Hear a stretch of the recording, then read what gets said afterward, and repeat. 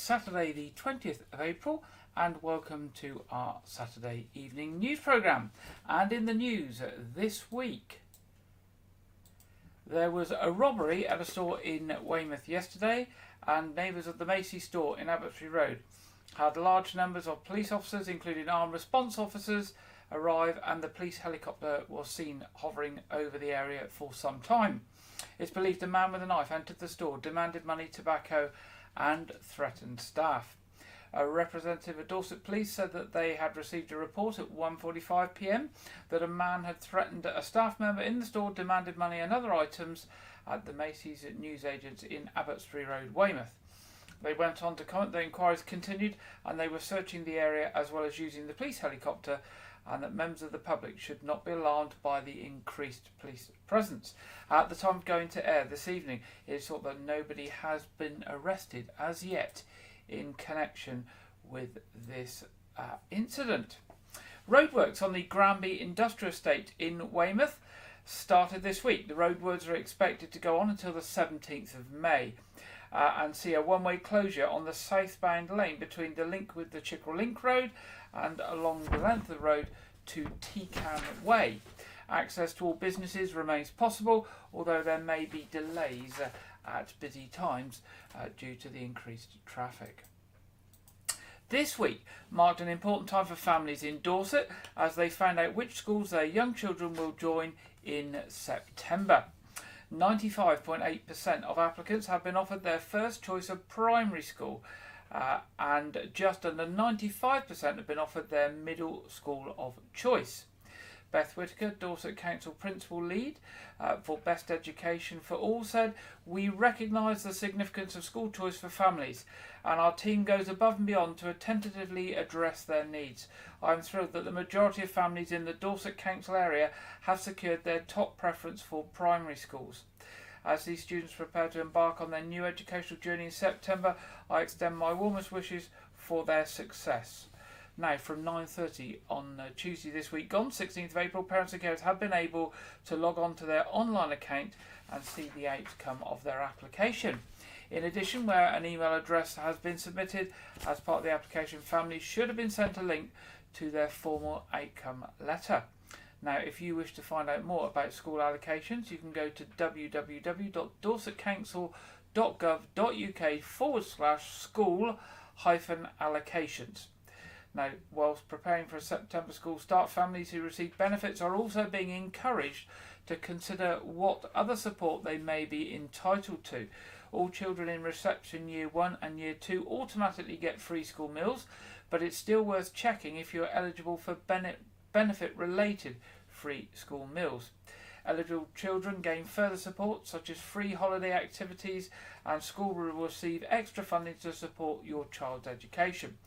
To find out more and check if you qualify, please go into Google and search for Apply for Free School Meals Dorset Council. Apply for Free School Meals Dorset Council. Now, details of Dorset Art Weeks for 2024 have been released. After the last event in 2022, the ever-popular biennial Dorset Arts Week returns, and it will be from the 25th of May to the 9th of June. It will feature 266 venues, as well as activities and exhibitions celebrating the best of fine art, crafts and making across the county. There is so much to see during this year's Dorset Arts Weeks. Discover the county's creative community featuring contemporary works of over 500 artists and makers showcasing new work in open studios, group shows, galleries and events. Artists across the whole county will be unveiling new work and sharing their ideas and inspiration, often in surprising or yet to be discovered places. Visitors can enjoy printmaking, painting, sculpture, drawing, ceramics, jewellery, wood, metalwork, glass and textiles, as well as many other art forms and processes. Dorset Visual Arts, the producer of Arts Weeks, is delighted to be working again with Hall and Woodhouse pubs as the event's lead sponsor. As part of the event, there will be a residency programme to support 2 emerging artists at Hall and Woodhouse Home, the Brewery Tap, venue 223 in the heart of the county at Blandford Forum. Information about each of the venues can be found in the very popular Dorset Art Week's guide, with 30,000 copies located at cultural outlets across the area. Full venue details are also available on the Dorset Art Week's website, along with an online flipbook of the guide and events calendar. There is also a Dorset Art Week's app that you can download for your phone from Google Play and the Apple App Store. It's ideal for navigating to venues, creating a favourites list and finding nearby venues.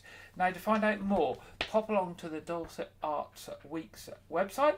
That's Dorset Art Weeks, as in weeks plural, dorsetartweeks.co.uk.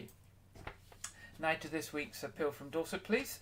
Just one this week for you. Detectives investigating an alleged robbery in Weymouth are appealing for witnesses or anyone with information to come forward. It was reported that around 1:55 on Thursday the 18th of April, a man was located with injuries following an assault by two men in Crescent Street. The man allegedly stole the victim's wallet during the incident. The victim, a local man aged in his 50s, sustained injuries to his head and was taken to hospital by the ambulance service for treatment. A 51-year-old man from Weymouth has been arrested on suspicion of robbery. Detective Inspector Rhys Griffiths of Dorset County CID said, "We are carrying out inquiries to establish the circumstances of the incident. I'm keen to speak to anyone who was in the area and witnessed what happened.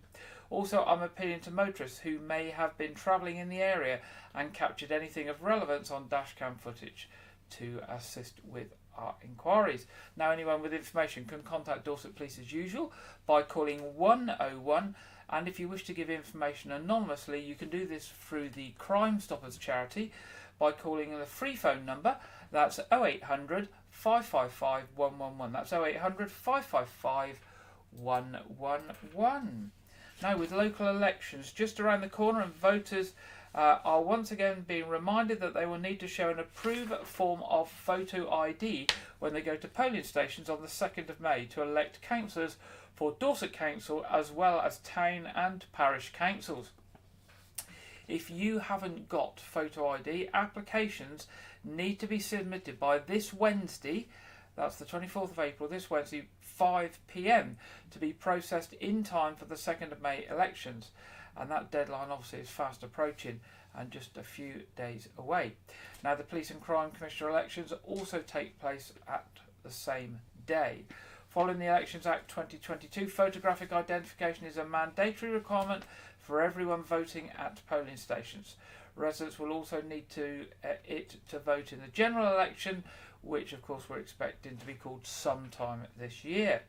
Various forms of photo ID are accepted, including a photo driving licence, passport, older person's bus pass, a blue badge or disabled person's bus pass. And the full list can be found on the Electoral Commission website. So if you go to the Electoral Commission website and search for photo ID. Residents can use an expired ID, so if you've got an out-of-date passport, you can still use that as long as the photo is a good likeness. So for those who have not got acceptable photo ID, a free voter authority certificate can be obtained online, and it's valid for 10 years. And again, you can do that via the Electoral Commission website. If you need any further guidance or you need assistance with that application, you can contact the local electoral services team at Dorset Council on elections@dorsetcouncil.gov.uk. That's elections@dorsetcouncil.gov.uk, or on telephone number 01305 838 299. That's 01305 838 299 if you need any help with those processes. Now, Weymouth Town Council, whoops, where's the picture? There we go. Weymouth Town Council has been awarded £10,000 by the MOD in a big boost to the town's Armed Forces Day celebrations. The Ministry of Defence have awarded Weymouth Town Council £10,000 to help support the council's annual Armed Forces celebrations taking place over the weekend 21st to the 23rd. It doesn't say which month that is. I think it's actually It's June, isn't it? Because it's after the D-Day celebrations, I'm sure. Yes, it is June. 21st of June through to the 23rd of June. As an addition, this year's event, Armour and Embarkment will kickstart the event on Friday the 21st of June. They are a military vehicle group who will bring a fantastic convoy of World War II military vehicles which will park up at the Jubilee Clock on Weymouth seafront. Everyone is welcome to come and view the vehicles, ask questions and immerse themselves in the experience of many World War II vehicles in one location. They will be at the Jubilee Clock from 6:30 p.m. to 8:30 p.m. That's on the Friday. On the Saturday, it sees the arrival of the Dorset Military Vehicle Association, who will parade their historic military vehicles on the Pavilion forecourt from 10 a.m. to 3:30 p.m. with music and entertainment from the era. Come along and watch the historic vehicles leave the forecourt and give them a cheer as they parade along the esplanade. There will also be various charity and awareness stalls set up on the esplanade throughout the day. And on Sunday at 11 a.m, the Weymouth Seafront will host an open-air service for veterans at the cenotaph, followed by a parade along the seafront with marching bands and military vehicles. And if you'd like to take part in the service or the parade, then please do get in touch with Weymouth Town Council. Throughout the afternoon there will be entertainment including marching band performances, a display of historic vehicles along the seafront and stalls. Then on Monday the 24th of June at 10:30 the Armed Forces Weekend concludes with a flag raising ceremony held outside Weymouth Town Council's office at the new Town Hall, Commercial Road. Now, Weymouth Town Council's Assistant Town Clerk, Charmaine Denny, said, "We are honoured that the Ministry of Defence has recognised Weymouth's flagship Armed Forces Weekend, attended by so many residents and visitors, and we are grateful for the generous grant of £10,000, which will go towards putting on an event of this scale." Coming so soon after the poignant commemorations planned for the 80th anniversary of D-Day, the Council look forward to welcoming veterans and their families to the town, filling the hotels and guest houses, and recognise the incredible work that our armed forces continue to contribute to our country. So that's the 21st to the 23rd of June, Armed Forces Weekend. Now, Wednesday this coming week, the 23rd of April, is St George's Day, the patron saint of England. St George is truly an international saint, and England is not the only country or region to claim him as its patron. England shares St George with Venice, Genoa, Portugal, Ethiopia, Catalonia, among others. And their patron saint, and many of these places have their own celebrations and ceremonies in his honour.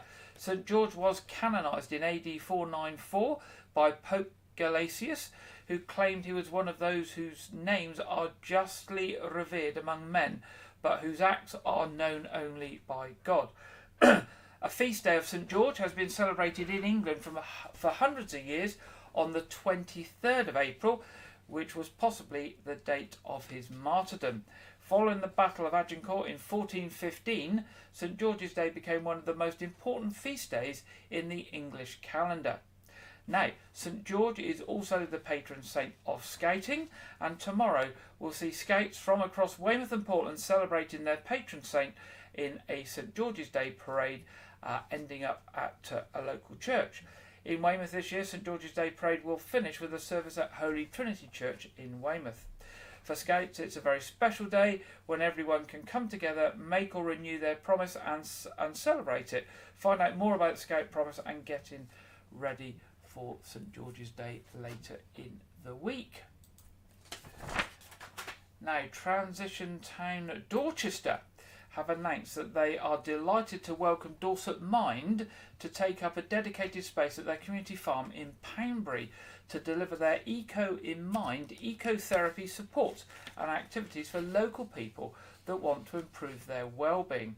Now, Dorset Mind have said, Dorset Mind is an eagerly anticipated partner for the Transition Town Dorchester Community Farm, where we encourage our own volunteers and others to enjoy the health benefits of spending time in the natural surroundings of the community orchard and the food grow, whilst learning about and practicing permaculture sustained farming methods. We are also keen to support Eco in Mind's initiative to provide freshly grown food produce for Dorchester Community Church to help people in need who may not be able to participate in the farm themselves. And that was said by Kate Forrester, who's Secretary and Fundraiser for Transition Town Dorset. Now, initial preparations to set up the space began in March, following a planned design, and the first group activities have already commenced. The new farm community coordinator and Panmure resident Michelle Markham will be working with Dorset Mines Dorchester session facilitator Georgia Woolard to support the new partnership as it develops. Georgia said, "I'm thrilled to be sharing a space with Transition Town Dorchester with a long-term view for plans over the next 5 to 10 years. This will allow us to cultivate the land and learn what grows well. The site is on a bus route which also makes it accessible to people from different towns and villages in the surrounding area." Dorset Mines patron Dr. Andy Mayer said, "I'm delighted to see this new Eco in Mind partnership with Transition Town Dorchester. At this time of increased concerns over the environment, it is refreshing to see a project that uses sustainable farming to promote well-being through ecotherapy." Dorset Council is introducing new warning signs at 3 high-risk junctions. The signs aim to alert drivers and motorcyclists to take care and adjust their speed as they approach these areas. Signs have been installed initially on the approaches to junctions at Thickthorn Cross on the A354 near Blandford Forum, on the B3145 at Clackham Lane near Sherborne, and signs at Thornicombe on the A354 near Blandford Forum will be installed in the near future. There have been several serious collisions at all of these locations, promoting the need for proactive safety measures. The signs will serve as a visual reminder to allow to all road users that they are entering a high-risk zone, so they slow down and also hopefully will be extra vigilant. Jack Wiltshire, who's head of highways for Dorset Council, said, "We monitor collision data provided by Dorset Police across our highway network, and these junctions have sadly been the site of several injury collisions. Our aim is to raise awareness and encourage responsible driving behaviour." While the warning signs play a crucial role, Jack emphasised that road safety should always be a priority regardless of the conditions. He added, "Motorists must always exercise caution, adapting their speed to match the road and surroundings." The council is also reviewing other measures to improve safety at the sites in addition to the signs. In the meantime, the effectiveness of the signs will be monitored closely. Other injury collision sites and routes across the Dorset Council area are being reviewed for similar installations. Now, restoration is complete of Pilgrim House in Hope Square in Weymouth, which is operated by the Weymouth Rotary Club. Pilgrim House is one of a number of Portland stone-built buildings in the Hope Square area. The original building was built in the 17th century, and a Civil War cannonball can still be seen embedded in one of the walls. It was substantially rebuilt in the late 18th century, but some of the stonework had deteriorated significantly in recent years. The Rotary Club, who operate the building and run events such as Fair in the Square around Pilgrim House, have been responsible for the restoration work, aiming to bring the outside of the property back up to its former glory. The building is also used by the Rotary Club for its own meetings and those of other local charities, as well as the base for Weymouth Bid, or We Are Weymouth as it's also known. Now, Weymouth Town Council and the No Fort have partnered up to commemorate the 80th anniversary of D-Day. Weymouth Town Council and No Fort are honoured to be announcing special commemorative events to mark the 80th anniversary of D-Day on Thursday the 6th of June. The unique experience of the No Fort is free for all attendees who secure tickets, which can only be obtained through the No Fort's official website. So that's nofort.org.uk. I think I've got it written down in a minute when we go on to events, if you haven't got it. And the release of the date is set for the release date for those tickets is set for this coming Friday, the 26th of April. So do set a reminder in your phone, or stick a note on your fridge or something if you want to get some tickets. So just a flavour of what's on offer. I say it's a ticket-only event. It is free, but you do need to pre-book tickets. So once inside the historic fort, visitors can explore the story of D-Day via an exhibition that highlights the experiences of Weymouth residents and the part played by the No Fort in the Normandy invasion of World War II. The story will be conveyed through 3D models, video presentations, newspaper reports, residents' memories and historic images supplied by Weymouth Museum. There's also an immersive soundscape by sound artist Joe Butcher, which visitors can engage with from the Knowth Fort's observational tower. The 3D audio narrative for headphones includes memories of D-Day veterans and local people affected by the Normandy invasion. Weymouth Town Council's Town Clerk Jean Biscombe said Weymouth is commemorating the 80th anniversary of D-Day on Thursday the 6th of June with a host of activities including the exhibition, immersive soundscape and beacon lighting at the Knowth Fort. During the day, ticket holders can explore the exhibition, attend talks and enjoy entertainment at the Knowth Fort. The full schedule of what to expect will be announced over the next few weeks. As night falls, the focus shifts to the beacon lighting event, where ticket holders will enjoy musical performance and witness the ceremonial lighting of the beacon alongside the reading of the International Tribute, honouring significant historical events. Please keep an eye on our social media pages, that's the Weymouth Town Council social media pages, to keep up to date with everything that's happening on the 6th of June. Chairman of the Knowth Fort, James Farquhar-Harson, added, "We are grateful to have been chosen to host these D-Day anniversary activities at the Knowth. Our team is committed to honouring the servicemen who sailed from here to secure Europe's freedom and to help tell their story to today's generation." So say full details will be available on the Weymouth Town Council website and the Knowth Fort website very, very shortly. Keep Britain Tidy marked its 70th anniversary this year in Dorset with a group of local volunteers from Dorset collecting around 70 bags of litter weighing in at around 400 kilograms as part of its annual countrywide Great British Spring Clean. The campaign, which took place at the end of March, saw beaches at Charmouth, Weymouth, Chesil, West Bay, Ewelease, Kimmeridge, Ringstead and Bowleys being cleaned, with lots of litter and particularly plastic being removed from the beaches. Roy Beale, a Dorset ambassador for Keep Britain Tidy and founder of Clean Jurassic Coast, said, "The Great British Spring Clean from Keep Britain Tidy is a great annual campaign that highlights these problems and helps to educate people about the effects of littering. Clean Jurassic Coast is proud to be part of their annual campaign. If anyone would like to help and get involved, we also run many other litter beach cleans throughout the year." He added, "Litter, especially plastic, has a detrimental effect on wildlife. A lot of beach plastic is from the fishing industry, either items lost at sea or deliberately dumped overboard." He went on to say, "Litter, especially plastic, has a detrimental effect. A lot of beach plastic..." Oh, that's the same. I've repeated that as I've gone over the page, so there we go. Our last piece in our headlines tonight. A former student from Weymouth College has been awarded a prestigious computing award.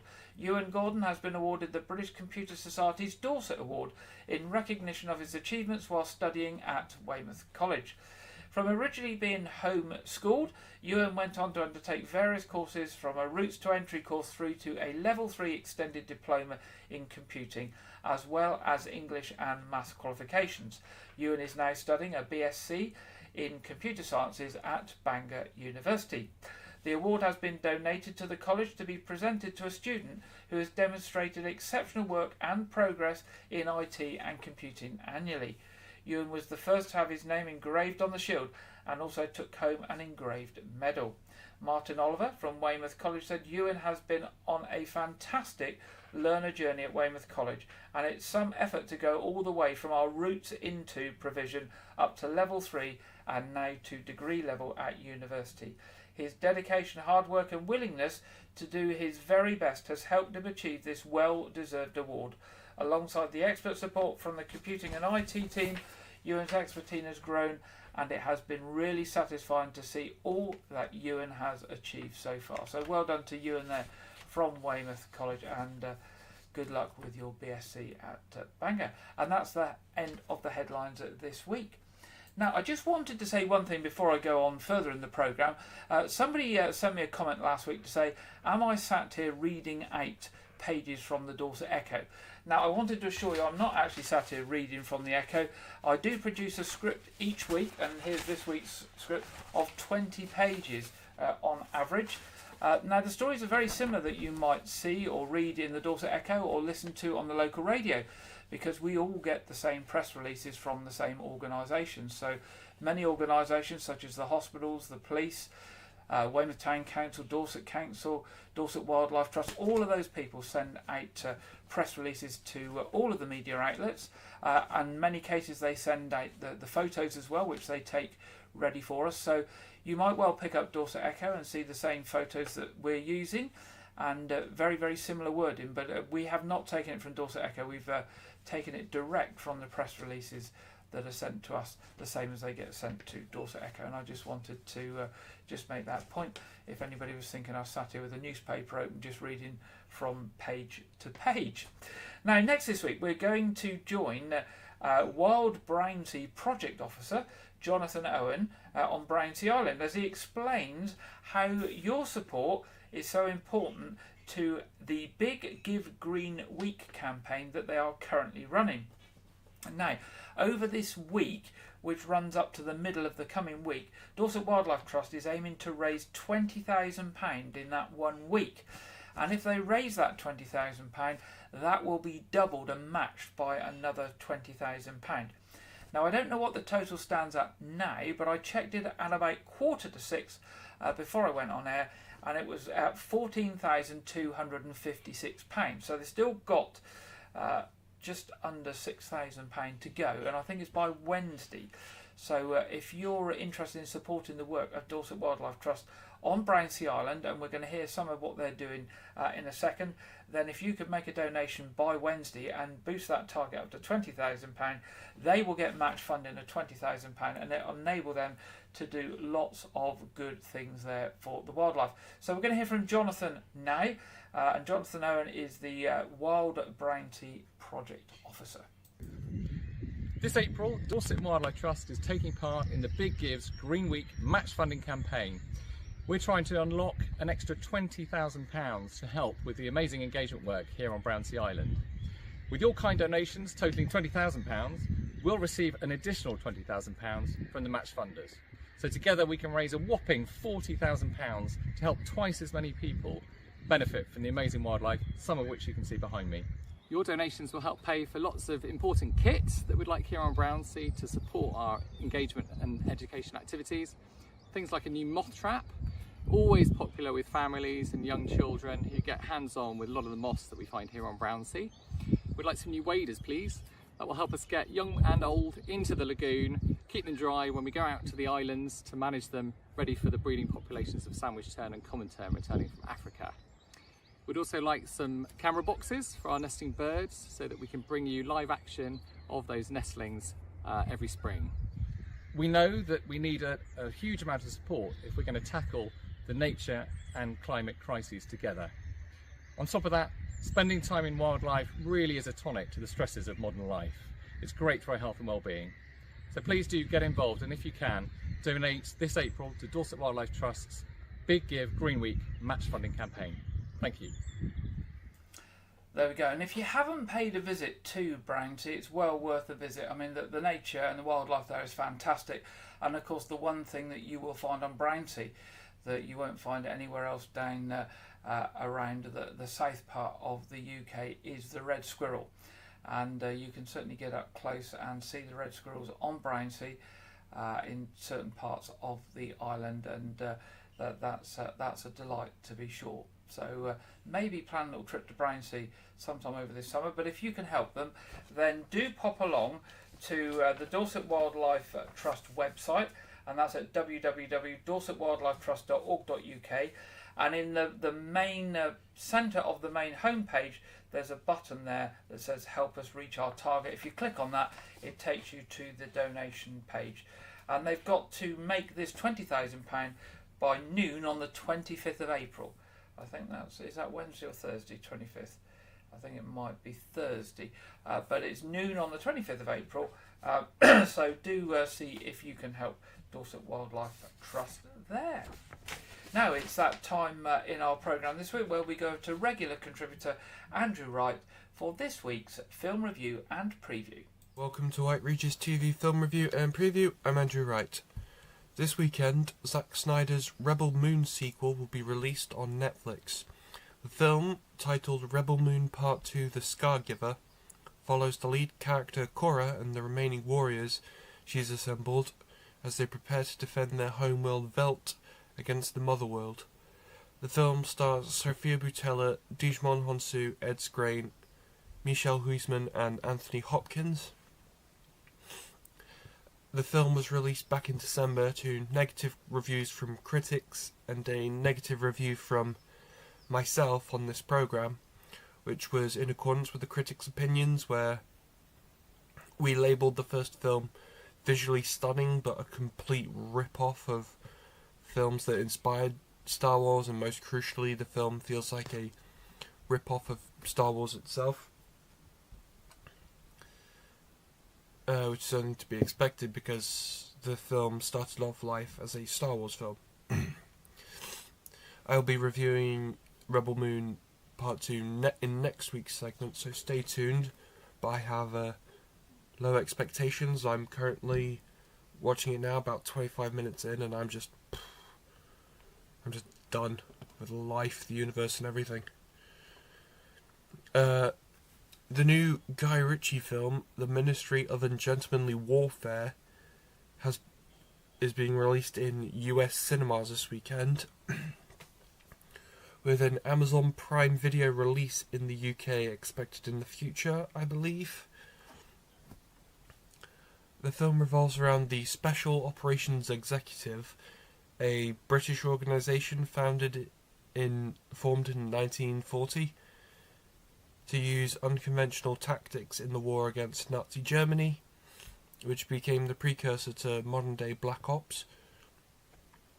The film stars Henry Cavill, Isa Gonzalez, Alan Richardson, and Henry Golding, and will also feature a portrayal of James Bond author and real-life spy Ian Fleming, portrayed by English actor Freddie Fox. So far the film has 82% positive reviews from critics, which is good. I'm interested in watching the film when it becomes widely available, but I don't know when that is, so you'll have to stay tuned, see what Amazon say, because they have the international distribution rights.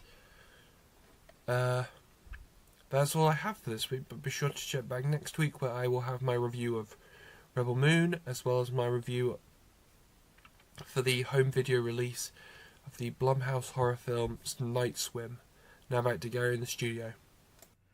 Thank you very much there, Andrew, and that Special Operations Executive film sounds like the sort of thing that I'll be interested in, and so I should be looking out for that on Amazon, and very interested to watch that one.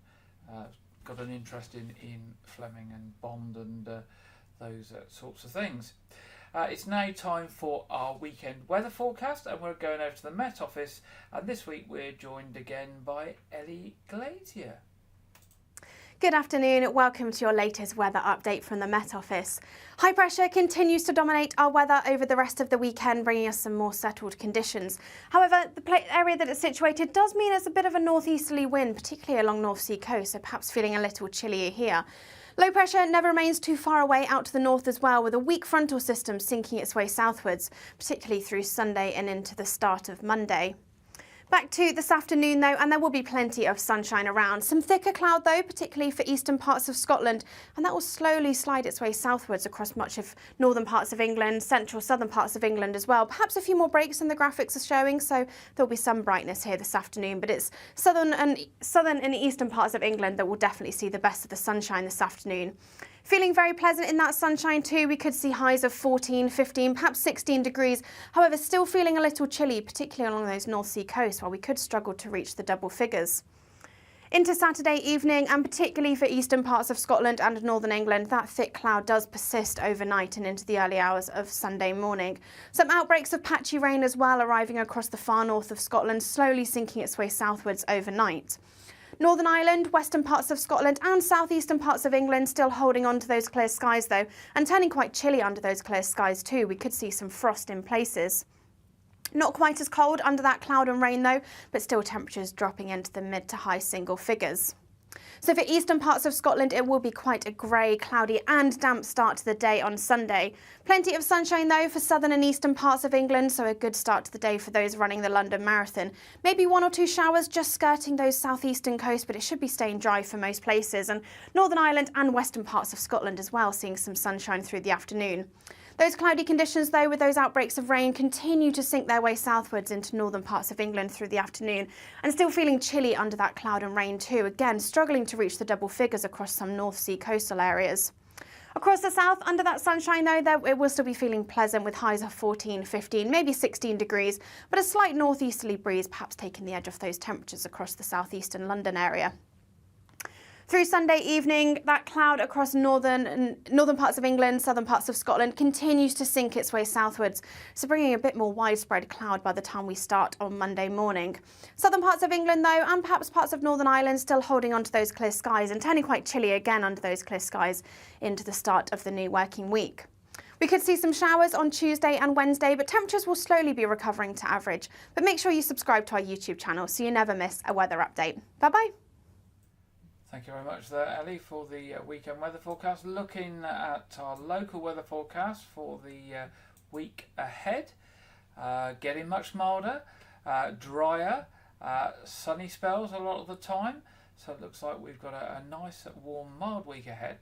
If it stays like it is today, I'll be more than happy. I don't want it too hot, but the sun out with a little bit of warmth and dry, and not too windy would be absolutely ideal this coming week, and certainly make me feel a little bit brighter than I have done of late. So that's the weather. Turning now to our What's On. We have got coming up at Weymouth Pavilion, 25th of April, Giovanni Panisse, Let Me Entertain You. 27th of April, Tom Jones Tribute by Benidorm Tom. 3rd of May, Genesis Connected. 4th of May, the Sensational 60s Experience. And the 11th of May, what you've all been waiting for, the chance to go to Weymouth Pavilion and watch the Eurovision Song Contest at Weymouth Pavilion. I knew you'd be all looking forward to that. Now, more information on the Pavilion website, weymouthpavilion.com. Tickets available from the box office as well, 01305 783 225. The Knowth Fort, 27th of April, Victorian Falconry in Hawkin. 4th to the 6th of May, Victorian Children's Activities. 18th of May, the Nuclear Bunker Tour. 25th of May to 2nd of June, Pirates of the Knowth Fort. 3rd of June, D-Day 80th Anniversary Exhibition starts. Obviously on the 6th of June, the D-Day celebrations. And the 15th of August, A Midsummer Night's Dream open air theatre there. Now, the Knowth Fort website, so I had it later on in the programme, is www.knowthfort.org.uk. And just a reminder again that those tickets, which are free of charge for the D-Day activities at the Knowth Fort, go on sale. They don't go on sale, they are bookable this Friday, the 26th of April. They are free, but you need a ticket. You need to pre-book a ticket to get one of the limited places at the Knowth Fort. Now, the long-awaited Arts Reach programme is starting to form up on their website, and there are some things coming up. Just a few close to us. In our part Dorset, Friday the 7th of June, Rum Ragged at Broadmain Village Hall. 1st of August, Love Riot at Ibberton Village Hall. 8th of August, the Storyland Adventures in Storyland at Lytton Cheney Community Hall. Now, I think that's still building their website. Their hard copy programmes will no doubt be hitting the post this week. But do watch their website at artsreach.co.uk for all of their programmes across the whole of Dorset. A whole range of different types of stuff, from music to cultural things to things for children, throughout the whole of Dorset. So into very interesting venues as well. So very much worth a look to see what they've got if you fancy a little special trip out. Now, reminding you, the D-Day celebrations here or commemorations I should say, here in White Regis. It's on the evening of the 6th of June, starting at 6 p.m, based around All Saints Church. There'll obviously be the beacon lighting later on in the evening. There'll be live music. There'll be a D-Day documentary. Church bells will be ringing. And there will be a fish and chip supper as well. And you can book tickets to that online. There will be £10, including the supper, at www.parishofwhiteregis.org.uk/events. And you can make your supper choices when you do your booking as well, so they know what to order you for food that evening. If you want further information, you can give Jeff Thomas a ring on 07710 096 174. That's 07710 096 174. Now, church services tomorrow, 8 o'clock, communion at All Saints Church, White Regis, 9:30 communion, All Saints Church, White Regis, and 11 o'clock at St Edmund's Church, Lane House. Finally then, tonight, our Saturday evening quiz will be on from 7:30 tonight. It's free, it's for all the family and all the community, no charge at all, and it's suitable for everyone. Feed will go live about 7:15, so you can find it, and the quiz will start prompt at 7:30 on this channel and all our other Facebook and Twitter channels, etc.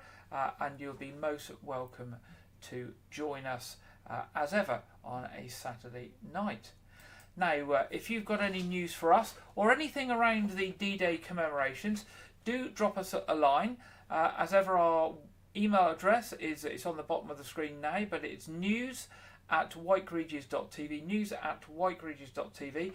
We would love to hear from you with your news items and your events that you are organising, so that we can share them with the people of White Regis, Weymouth and Porton, South Dorset and beyond, and hopefully make your event a success. That's all we have for you this week. I hope you have a very pleasant weekend. It looks like it's going to be a lovely weekend. The sun is out still. Lovely evening ahead, and hopefully tomorrow will be nice too. And I look forward to being back with you next Saturday at 6 o'clock. Good night.